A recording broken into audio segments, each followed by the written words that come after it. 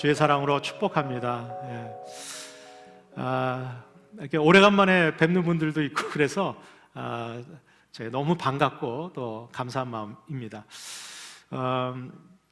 제가 오늘 마지막 어떻게 보면 고별 설교인데, 고별 설교 이렇게 묵상하고 준비하는 가운데 하나님께서 제 마음 속에 그런 생각을 주셨어요. 목사라고 하는 직임은 어떤 직임일까? 특별히 담임 목사로서 내가 해야 할 일이 뭘까? 이거를 다시 한번 이렇게 좀 생각하고 돌이켜보는 시간이었습니다. 하나님께서 저에게 주신 또 제가 목사 안수 받을 때 그때를 떠올리게 됐어요. 제가 2004년도에 서울 남년회에서 목사 안수를 받는데 그때 이제 광림교에서 이제 연회가 열렸고 거기서 안수를 받는데 그 안수 받을 때 제가 그런 느낌을 받았어요. 막 이렇게 벌거벗은 상태로 하나님 앞에 무릎 꿇고 안수를 받는 그런 좀 감격이 있었습니다. 너무 부끄럽고 창피하고 부족하고 연약한 사람인데 왜 하나님이 나를 목회자로 부르시고 또 목사로 안수해 주셨는가? 근데 그 안수할 때 그 감독님들 또 안수 보좌 하시는 목사님들이 이렇게 안수하면서 하는 선포하는 내용이 있어요. 이제 두 가지인데 하나는 성례를 행하라는 거예요. 그래서 예배 집례를 하고 성만찬을 집례를 하고 그리고 축도를 할 수 있는 그런 권한을 목사 안수를 통해서 위임해 주시거든요. 그것을 생각하면서 목사라고 하는 그런 직임의 가장 중요한 것은 축복하는 자리구나. 우리 성도님들이 여러분들 복을 주시는 분은 우리 하나님이십니다. 복의 근원은 하나님이시고 사람은 복을 줄 수가 없어요. 그러나 목사가 가장 할 수 있는 가장 복된 일은 축복하는 거예요. 축복이란 말이 빌축자의 복복자잖아요. 복을 빌어주는 거예요. 여러분 하나님은 축복하시는 분이 아니에요. 하나님은 우리에게 복을 주시는 분이고 우리 인간은 복을 주는 사람이 아니라 축복하는 존재예요. 그런데 놀라운 사실은 하나님께서 특별히 이 목사라고 하는 이 직분을 통해서 축복권을 위임해 주셨어요. 그래서 제가 가만히 보니까 이스라엘 백성들이 애굽에서 노예 생활하다가 모세라고 하는 지도자를 통해서 출애굽을 하게 됩니다. 그리고 광야에서 40년 동안 지내게 되는데 어쩌면 이 광야 생활은 가나안 땅 들어가기 전에 이 땅에서 살고 있는 우리 모든 그리스도인의 삶을 예표하고 있다 이렇게 생각합니다. 여러분들 저와 여러분들도 예수님 만나기 전에는 마치 애굽 땅에서 노예 생활 종살이 했던 것처럼 사단 마귀의 종으로 살았던 존재가 바로 저와 여러분들이에요. 그런데 홍해를 건너면서 우리가 하나님의 보혈로 주님의 보혈로 죄사함 받고 거듭나고 세례를 받음으로 구원받은 백성이 되었어요. 그러나 여전히 우리는 어디를 살아가야 되느냐? 우리는 이 땅에서 광야와 같은 삶을 살아가게 되는 거예요. 그리고 언젠가 요단강을 건너서 우리가 죽음의 강을 건너게 되면 하나님이 예비하신 영원한 가나안 땅 천국에 들어가게 될 줄로 믿습니다. 그런데 이 광야 생활이 그렇게 녹록치 않아요. 구원은 받았고 하나님의 백성이 되었지만 여러분들 이스라엘 백성들이 애굽에서 출애굽을 하고 홍해를 건넜지만 여전히 그들에게는 광야의 삶이 펼쳐지고 있었어요. 그곳에서 먹을 음식이 없어서 그들은 양식을 구할 때 하나님은 만나를 내려주시고 메추라기를 내려주셨어요. 또 반석에서 물을 내서 그들을 먹여주셨어요. 그리고 그들의 의복이 40년 동안 헤어지지 않도록 하나님이 날마다 은혜를 주셨어요. 낮에는 구름 기둥으로 밤에는 불 기둥으로 그들의 삶을 인도해 주셨어요. 그럼에도 불구하고 계속해서 이스라엘 백성들은 하나님 앞에 원망하고 불평합니다. 때로는 모세를 대적하기도 하고 그리고 하나님을 대적하기도 해요. 여러분들 우리가 거듭나고 하나님의 자녀가 되었고 우리 성격교회에서 함께 신앙생활하면서도 우리는 온전한 그리스도인이 아니에요. 아직 완성되지 않았어요. 그래서 여전히 구원의 은혜를 받았음에도 불구하고 인간적인 욕망과 또 우리의 잘못된 성품과 이런 것들 때문에 여러분 교회 안에 갈등도 있고 다툼도 있고 우리가 때로는 하나님 앞에 대적하기도 하고 반항하고 원망하기도 합니다. 그러한 이스라엘 백성들을 하나님은 포기하지 않으셨어요. 그들을 위해서 하나님께서 이 광야 생활을 이기고 승리하고 그리고 하나님이 약속한 가나안 땅에 들어갈 수 있도록 하나님께서 이스라엘 백성들에게 아주 놀라운 공동체를 허락하십니다. 그게 바로 성막이었어요. 여러분들 출애굽기가 40장까지 되어 있는데 그 25장 뒤에 우리가 잘 알고 있는 출애굽기 하면 출애굽할 때 뭐 10가지 재앙이라든가 그리고 뭐 구름 기둥, 불 기둥, 만나와 메추라기, 마라의 쓴물 이런 이야기들은 잘 아는데 정작 25장부터 40장까지는요 성막에 대한 이야기예요. 그 출애굽기 이 광야 생활에 있어서 가장 중요한 것은 이 성막을 통해서 어떻게 우리가 하나님 앞에 나아가고 제사 드리고 그리고 믿음과 신앙을 유지할 수 있을까를 우리 주님께서는 우리 하나님께서는 모세를 통해서 이스라엘 백성들에게 성막을 주셨어요. 여러분들 이 성막이 바로 교회입니다. 하나님께서는 우리가 이 땅에 구원받은 백성으로 살아갈 수 있도록 우리에게 허락해 주신 공동체가 교회 공동체예요. 여러분들 이 교회 공동체는 하나님 나라 가는 그날까지 하나님께서 유일하게 세우신 공동체가 바로 교회 공동체라는 거예요. 이 성막을 만드시고 그리고 이 성막에서 그 직분을 감당할 수 있는 제사장을 세우게 됩니다. 하나님께서는 모세를 통해서 그를 제사장으로 세울 수 있음에도 불구하고 모세를 제사장으로 세우지 않고 그의 형 아론을 일대 대제사장으로 세우게 됩니다. 그리고 이 아론의 아들들을 레위인들 중에서 뽑아서 제사장으로 세워요.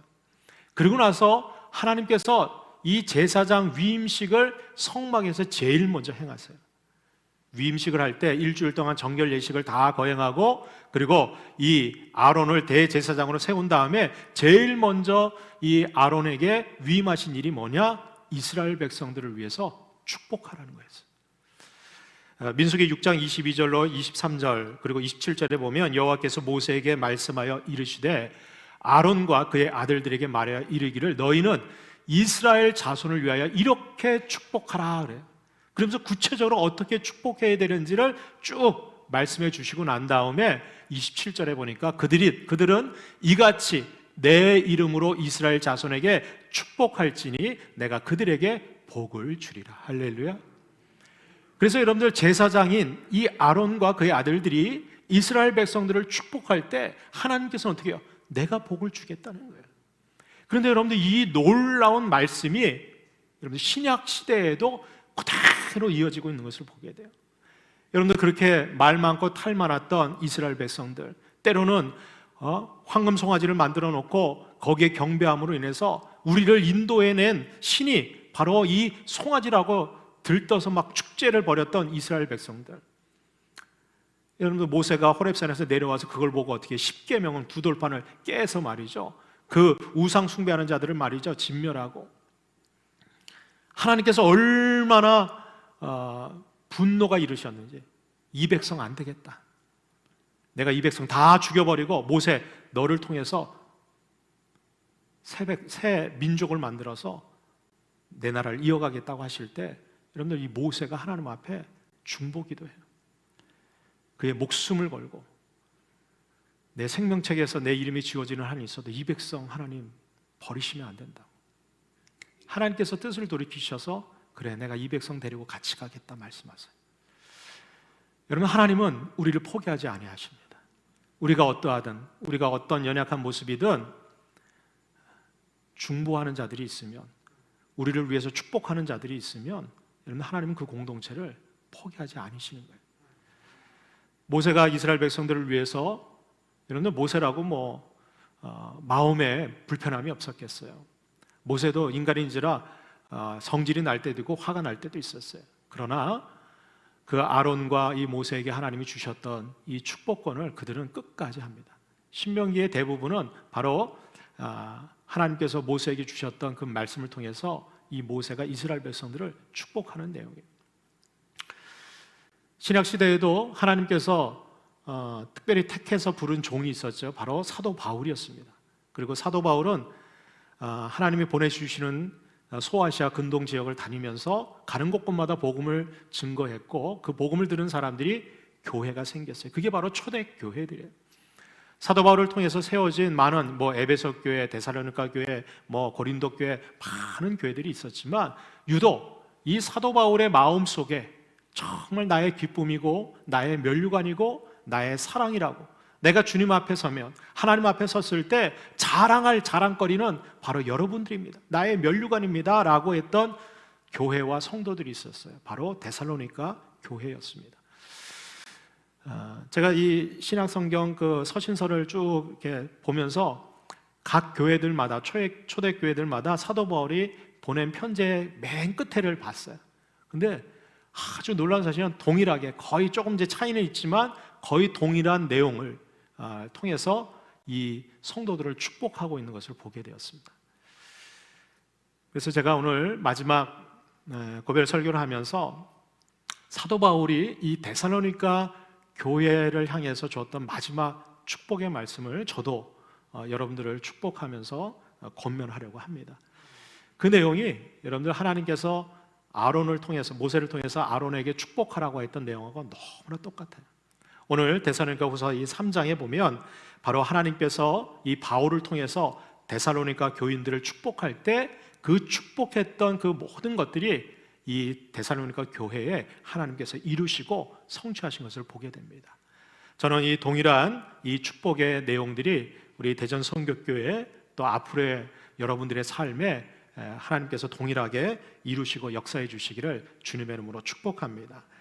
첫 번째로 바울은 어떻게 축복했느냐? 모든 일에 평강 주시기를 축복했다는 거예요. 저는 여러분들의 모든 삶 속에, 모든 일 가운데 하나님의 평강이 임하시기를 주님의 이름으로 축원합니다. 오늘 16절 말씀해 보니까 평강의 주께서 친히 때마다 일마다 너에게 평강을 주시고 그랬어요. 여러분, 우리 하나님은 평강의 하나님이에요. 여러분, 평강이 뭡니까? 히브리어로 샬롬이에요. 샬롬. 저도 그 대학 시절에 대학생 선교에서 이렇게 서로 만나게 되면 인사하는 게 있어요. 그게 바로 뭐냐? 샬롬, 이러고 인사해요. 우리가 믿는 하나님은 한 분 하나님이시고 당신이 믿는 하나님, 내가 믿는 하나님이 동일한 하나님입니다. 그 하나님은 평강의 하나님이고 그 하나님이 저와 여러분들에게 평강 주기를 원합니다. 그래서 샬롬 이렇게 인사했어요. 여러분들, 이 평강이라고 하는 것은 환경이나 여건 때문에 내가 편안한 상태, 그런 상태가 아니야. 우리는 그런 상태를 뭐라고 해요? 편안하다, 이렇게 편안하다. 근데 여러분들, 편안하다라는 말 속에는 뭐예요? 아무것도 하지 않고 그냥 늘어져 있는 게 연상이 되잖아요. 하나님이 주시는 평강은 그런 환경과 조건 때문에 주어지는 평강이 아니에요. 여러분, 이 평강은 어떤 평강입니까? 하늘에서 내려주시는 평강이에요. 이거는 내적으로부터 밖으로 나오는 평강이에요. 그래서 여러분들, 이 하나님의 이 평강의 하나님께서 저와 여러분들에게 일마다 때마다 평강을 주시면 비록 힘들고 괴롭고 지금 이 코로나와 같은 이런 상황 속에서도 어떻게 해요? 하나님 주신 평강을 누릴 수 있는 거예요.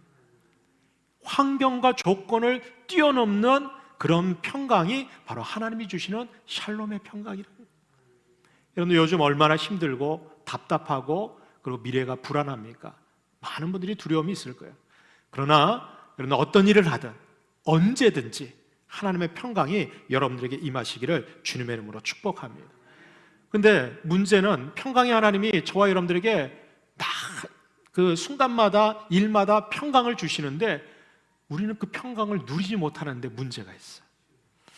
여러분, 오늘도 예배하는 가운데 여러 가지 여러분들의 감정적인 또 심정적인 상태는 다 다르실 거예요. 그런데 우리 평강의 하나님은 오늘 예배하는 저와 여러분들에게 동일하게 평강을 부어주세요. 믿으시죠? 그런데 놀라운 사실은 이 평강을 어떤 사람은 누리면서 그래, 힘들고 어려워도 하나님의 평강으로 이겨내는 사람이 있는가 반면에 여전히 불안해요.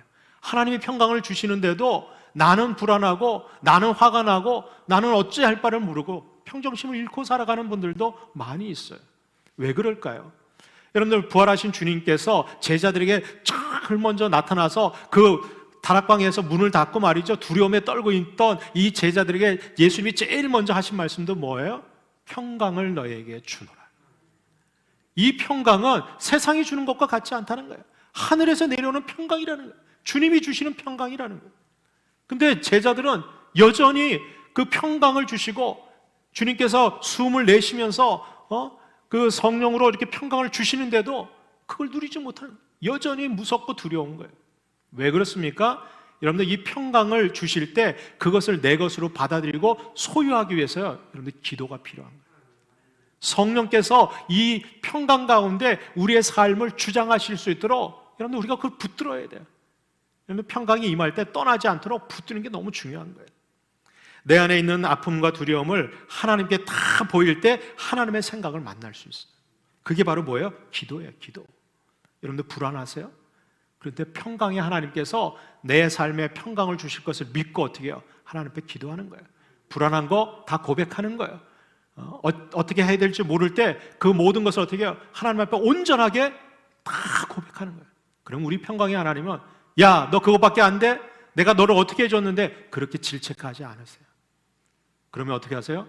우리의 연약함을 아시고 이런 성령님을 통해서 말할 수 없는 탄식으로 우리를 지키시고 여러분 우리를 인도해 주실 줄로 믿습니다. 그런 상태에서 우리가 어떻게 해요? 모든 일 가운데 내가 계획했던 일들이 제대로 되지 않고 내가 바라고 소망하고 그동안 쌓아 올렸던 것들이 다 무너져도 그런데 평강의 하나님 앞에 우리가 다 아뢰고 기도할 때 우리 하나님께서는 우리의 심령 가운데 흔들림이 없는 평강으로 채워주실 줄로 믿습니다. 빌립보서 4장 6절로 7절에 보면 아무것도 염려하지 말고 다만 모든 일에 기도와 간구와 너희 구할 것을 감사함으로 하나님께 아뢰라. 그리하면 모든 지각에 뛰어난 하나님의 평강이 그리스도 예수 안에서 너희 마음과 생각을 지키시리라. 할렐루야. 여러분들 사도 바울이 이 빌립보서를 쓸 때가 언제예요? 감옥에 갇혀 있을 때요. 그것도 지하 감옥에 바로 당장 내일이면 사형수로 처형되는 상황 속에 있어요. 그 상황 속에서 이 사도 바울이 빌립보 교인들에게 편지를 쓰는 거예요. 빌립보서 1장부터 4장까지 쭉 읽어보면 한마디로 뭐냐? 너희들 기뻐하라는 거예요. 뭘 기뻐해? 지금 감옥에 갇혀 있고 복음 전하다가 붙들려가지고 내일이면 당장 죽게 됐는데 사도 바울이요 기뻐하라는 거예요. 내가 다른 일 때문에 매임 받은 게 아니라 주의 일을 하다가 매임 받았는데 이것도 감사한 일 아니냐 말이죠. 여러분들 때로는 세상에서 오해받을 수 있고 세상에서 나는 선한 의도로 주의 일을 위해서 애쓰고 헌신했는데 그것이 오히려 나에게 올무가 되고 나에게 힘든 결과로 올 수도 있어요. 세상에서 그렇게 열심히 내 나름대로는 정직하게 일하고 직장생활하고 사회생활하고 가정생활을 했는데 오히려 결과는 그냥 한순간에 다 없어지고 사라지고 여러분들 그때도 하나님의 평강이 임하면 기뻐할 수 있다는 거예요.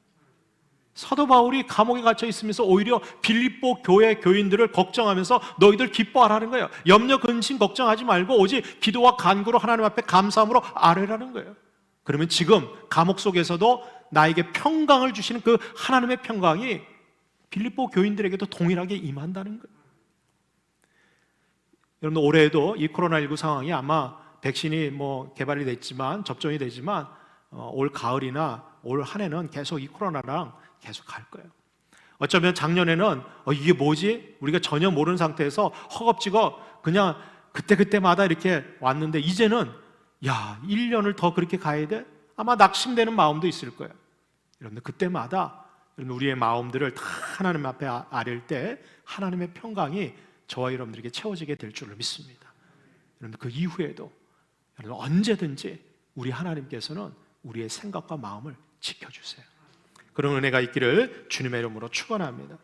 두 번째로 사도 바울이 마지막으로 데살로니가 교인을 위해서 주님이 함께 하시기를 축복했다. 저는 여러분들의 앞으로의 모든 삶 가운데 주님이 임마누엘의 은총으로 함께 하시기를 주의 이름으로 축원합니다.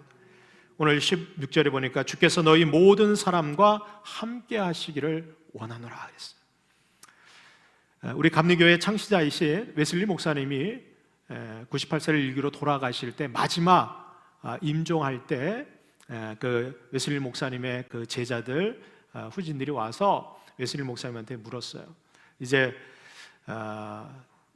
임종을 얼마 남겨두고 있지 않으신데 목사님 일생 동안 수많은 일들을 하시고 위대한 일들을 감당하셨는데 인생 가운데 가장 최고로 좋은 게 뭐였습니까? 물었어요.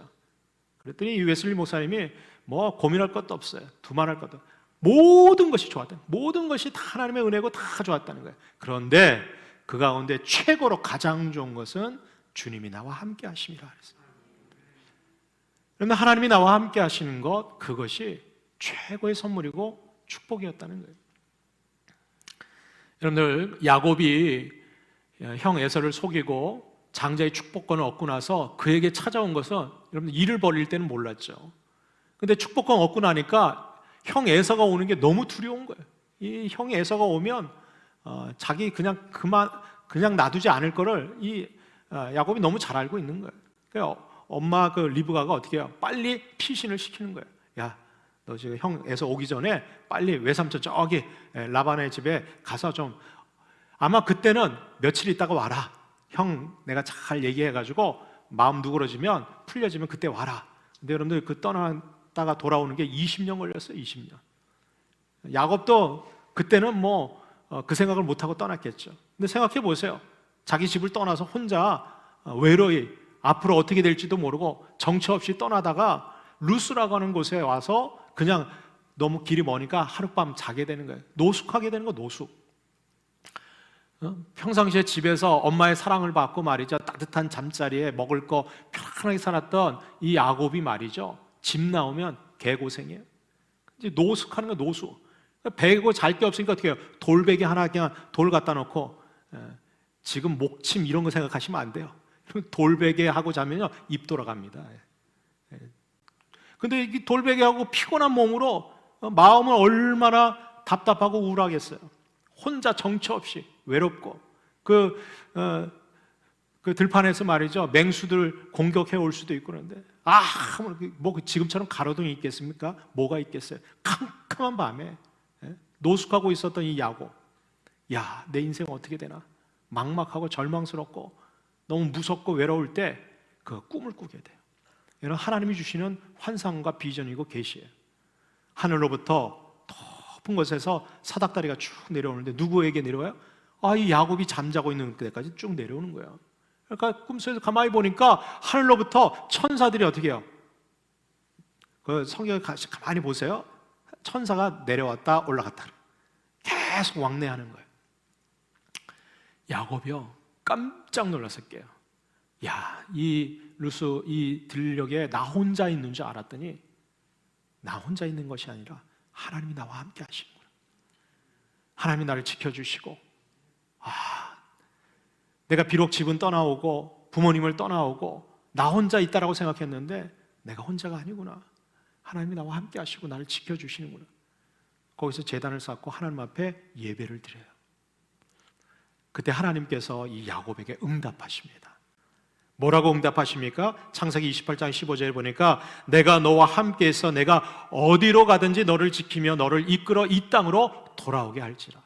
내가 내게 허락한 것을 다 이루기까지 너를 떠나지 아니하리라 하신지라. 할렐루야. 이 약속은 하나님이 변치 않고 야곱의 인생 가운데 이루어 주세요.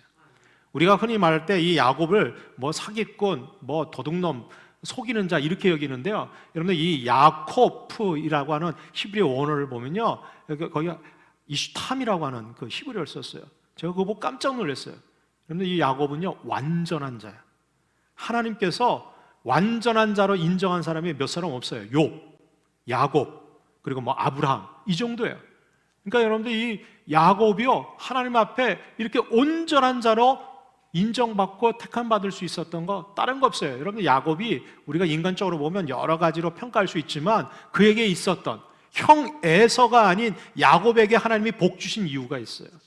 이 야곱은 일평생 동안 순간순간 하나님과 함께하는 사람이었다. 여러분들, 하나님과 함께하는 사람이 복된 사람. 에서는 비록 장자였음에도 불구하고 하나님과 하고 함께하는 사람이 아니었어요. 그는 들로 산으로 다니면서 자기 힘과 능력을 의지해서 말이요 사냥하면서 친구들하고 어울려서 세상적으로 사는 사람이었어요. 그러니까 믿지 않는 사람하고 결혼하고 그렇게 살아가는 거예요. 여러분, 야곱이 어떤 사람이었습니까? 그 아버지 어머니의 신앙을 그대로 물려받아서 하나님과 늘 동행하는 사람. 그 하나님께서 이 야곱을 버리지 않으시는 거예요. 내가 어디로 가든지 내가 너와 함께 할 것이고 너 다시 돌아오기까지 20년이라고 하는 그 시간 동안 어떻게 해요? 하나님은 누구와 함께 하셨어요? 에서와 함께 한 것이 아니라 외삼촌 라반의 집에 있었던 야곱과 함께 하셨다는 거예요. 여러분들, 우리는 어디에 있느냐가 중요하지 않아요. 누구와 함께 하느냐가 중요해요. 여러분들, 몸은 같이 있는데 마음과 생각은 다른 데 있다? 여러분, 그 불행한 거예요. 그런데 몸은 따로 떨어져 있지만 마음과 생각이 늘 함께 있다? 그건 복된 인생이에요. 그렇지 않겠어요? 여러분들, 자식이 군대 가면 아유, 안 보이니까 속 시원하다, 이런 분 있겠어요? 아니요. 그 떨어져 있고 보이지는 않지만 그 아들 잊지 않아요. 생각하는 거예요. 근데 여러분들, 같은 집에 살면서도 왼수처럼 지내면요, 그것처럼 괴로운 게 없어요. 여러분들, 우리의 인생 가운데 주님이 늘 함께 하시기를 주의 이름으로 축원합니다. 그 주님이 함께 하시면 그곳이 천국이에요. 어떤 분이 그러더라고요. 천국과 지옥의 차이가 뭡니까? 주님이 없는 곳이 지옥이고 주님이 함께 하시는 곳이 천국이에요. 근데 아무리 대궐처럼 궁궐처럼 화려하고 모든 것이 다 갖춰 있어도 거기에 주님이 함께 하지 않으면 거긴 지옥과 같은 삶이에요. 초가상가, 보잘것없고 먹을 것 없고 가난하고 배고파도 거기 주님이 함께 하시면 그 어디나 하늘나라, 거기가 천국인 줄로 믿습니다. 저는 우리 교회가 또 여러분들의 가정이 늘 주님이 함께 하시는 천국과 같은 삶이 될 수 있기를 주의 이름으로 축원합니다. 마지막 세 번째로 바울은 데살로니가 교인들을 향해서 그리스도의 은혜가 있기를 축복했다는 거예요. 오늘 18절 말씀해 보니까 우리 주 예수 그리스도의 은혜가 너희 무리에게 있을지어다 라고 하면서 이 데살로니가 후서 마지막 편지를 마무리를 지어요. 저도 여러분들에게 마지막으로 꼭 드리고 싶은 말씀은 하나님의 은혜가 있기를 주님의 이름으로 축복합니다. 제가 돌이켜보면 참 연약하고 부족한 사람인데 하나님께서 우리 성교교회 담임 목사로 하나님이 보내주셨고 또 짧으면 짧지만 길면 길다고 하는 그 기간 동안 함께 지내게 된 거 하나님의 은혜였습니다. 아마 여러분들에게도 뭐 여러 가지 생각과 마음이 있겠지만 여러분, 하나님의 은혜는 가리지 않고 우리 모든 사람들에게 베풀어 주신 은혜예요.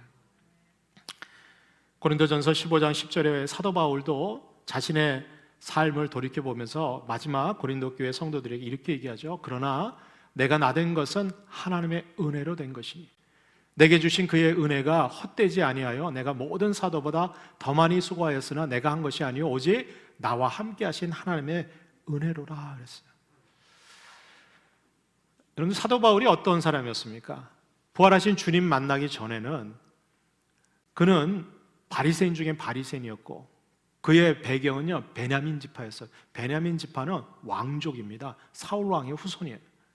왕족에다가 거기다가 말이죠, 바리새인 중에 바리새인은 율법을 아주 철저하게 지켜서 존경받는 사람이었어요. 사내들인 공회에서 이 젊은 나이에 이 사도 바울이요 인정받아가지고 쉽게 해서 정치적으로 사회적으로도 출세한 사람이었어요. 예수 믿는 사람들 붙잡아다가 가둘 수 있는 권한을 누구에게 줬어요? 사도 바울에게 줬어요. 그 만나기 전에는 사울이었죠. 사울이 얼마나 기세가 등등했는지. 그가 학식으로는요 가말리엘 문화의 문화생이었어요. 가말리엘은요 그 당시 최고의 선생님이었어요. 그러니까 쉽게 해서 여러분들 우리나라로 치면 서울대학교 법학과 뭐 수석 뭐 이런 걸로 여길 수 있어요. 얼마나 자랑할 게 많아요. 낳은 지 8일 만에 할례를 받고 율법 다 지키고 말이죠. 어디 가든지 대우받는 사람이 사울이었어요. 그는 자기 열심대로 예수 믿는 사람들, 그리스도인들 붙잡아다가 옥에 가두고요 그들을 협박했던 사람이에요. 다메섹에 그리스도인이 있다는 소식을 듣고 어떻게 해요? 다메섹으로 달려가는 거예요. 군사들을 이끌고 말이죠. 의기양양하게 달려가는 거예요. 근데 그 가운데 이 다메섹 성을 얼마 앞두고 부활하신 주님께서 이 사울을 찾아오세요. 갑자기 말이죠 강한 빛이 쏘이면서 이 말에서 이 사울이 떨어져요. 그리고부터 하늘로부터 소리가 있는 거야. 사울아, 사울아, 내가 왜 나를 핍박하느냐. 사울이 깜짝 놀라요. 누구시냐고, 누구시냐. 나는 내가 핍박하는 예수라 그래. 그때 여러분들 이 사울이 얼마나 큰 충격을 받았는지 몰라요. 자기는 하나님의 일을 한다고 열심으로 했는데 그게 하나님을 대적하는 일이었어요. 예수님을 핍박하는 일이었어요. 여러분, 우리가 어떤 사람이었습니까? 구원받기 이전에는 우리도 사단 마귀의 자녀로 하나님을 대적하는 사람들이었어요. 예수님 알기 전에는 여러분들 그냥 내 의지대로 내 뜻대로 세상에서 내가 성공해 보겠다고 자기 욕심대로 살았던, 물론 나름대로 열심히 사셨겠죠. 그러나 그 모든 것은 죄악된 일이었어요. 하나님을 반대하는 일이었어요. 그런데 여러분들, 하나님의 은혜로 그 주님이 저와 여러분을 찾아오신 거예요. 그리고 당신의 보혈의 값으로 우리를 다 씻겨주시고 용서해 주시고 하나님의 자녀로 거듭나게 해주셨어요. 여러분들, 그 구원의 은혜만 생각하면 우리가 뭐 하나님 앞에 자랑할 게 있으며 뭐 하나님 앞에 불평하고 원망할 게 있겠습니까? 나를 구원해 주신 그 은혜만 생각하면 여러분, 뭐가 그렇게 화가 나고 뭐가 그렇게 불평이스럽고 뭐가 원망스러운 게 있겠어요? 나를 구원해 주셨는데, 영원한 죄악의 그 구렁텅이에서 나를 예수 그리스도의 생명값을 지불하고 구원해 주셨는데 그거면 됐지. 그것만으로도 일평생 감사해도 갚지 못할 은혜가 있는데, 구원받은 사람들끼리 하나님의 은혜에 감사하고 서로 사랑하고 서로 위로해주고 격려해줘도 그 은혜, 그 사랑 갚지 못할 텐데, 저는 누구보다도 제가 얼마나 하나님 앞에 죄인이고 부족하고 연약한 자인지 묵상할 때마다 너무나 부끄러워요. 그런데도 하나님께서 부족한 자를 구원해 주시고 더군다나 목회자의 그 직분을 맡겨주셨을 때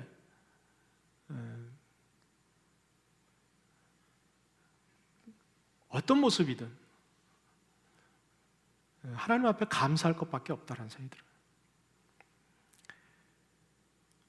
들어요. 저는 여러분들 앞으로의 삶에도 뭐 물질적인 축복도 있으시면 좋겠고 건강의 축복, 뭐 여러 가지 복들을 많이 받으시면 좋겠지만 다른 거 다 없어도 하나님의 은혜만 있으면 돼요. 올해 표어도 은혜의 강물이 흐르는 교회 이렇게 정한 것은 하나님 은혜만 있으면 됩니다. 은혜. 더 이상 바랄 게 없습니다. 하나님의 은혜만 있으면 여러분 다 용서가 되는 거예요. 하나님의 은혜만 있으면 어떤 상황에도 기뻐할 수 있는 거예요. 하나님의 은혜만 있으면 먹을 것이 없어도 세상의 모든 거 다 뺏겨져도 기뻐하고 감사할 수 있는 거예요. 근데 다른 거 다 갖춰져 있어도 은혜가 없으니까 얼마나 불행하고 얼마나 힘들고 얼마나 괴로운지 몰라요. 은혜가 있어야 돼요. 근데 여러분들 은혜는 어떻게 받습니까? 여러분들 하나님의 은혜는 하나님이 우리에게 값없이 베풀어 주시는 거예요. 말씀을 들을 때, 말씀을 묵상할 때 말씀의 은혜를 주시는 거예요. 우리 믿는 믿음의 공동체가 서로 사랑할 때, 아까 우리 말씀 나눴지만 누구도 하나님을 본 사람이 없지만 우리가 서로 사랑할 때 하나님을 보게 되고 하나님의 은혜를 누리게 되는 거예요. 여러분, 세상 믿지 않는 사람들도 하나님의 살아계심을 어떻게 발견하고 하나님의 은혜를 경험할 수 있을까요? 하나님의 은혜에 감사하고 누리고 사는 저와 여러분들의 삶을 통해서 믿지 않는 세상 사람들도 하나님의 은혜를 경험하게 되는 거예요. 바로 은혜가 흘러 넘치는 우리 교회를 통해서 이 주변에 있는 이웃들도 저 교회 보니까 하나님의 은혜를 받은 사람들이 저렇게 사는구나. 저 사람들도 동일하게 힘들고 괴로울 텐데 세상에서 이 코로나19 때문에 직장이나 뭐 삶이 다 피폐할 텐데 저 사람들은 저렇게 감사하고 행복하고 풍성한 이유가 뭘까? 다른 거 없어요. 하나님의 은혜에 있으니까. 저는 우리 교회가 앞으로도 이 그리스도의 은혜가 늘 충만하게 흘러넘쳐 나기를 주의 이름으로 축원합니다. 여러분들 가정에도 여러분들 삶에도 늘 하나님의 은혜가 넘쳐나시기를 주의 이름으로 축원합니다. 기도하겠습니다.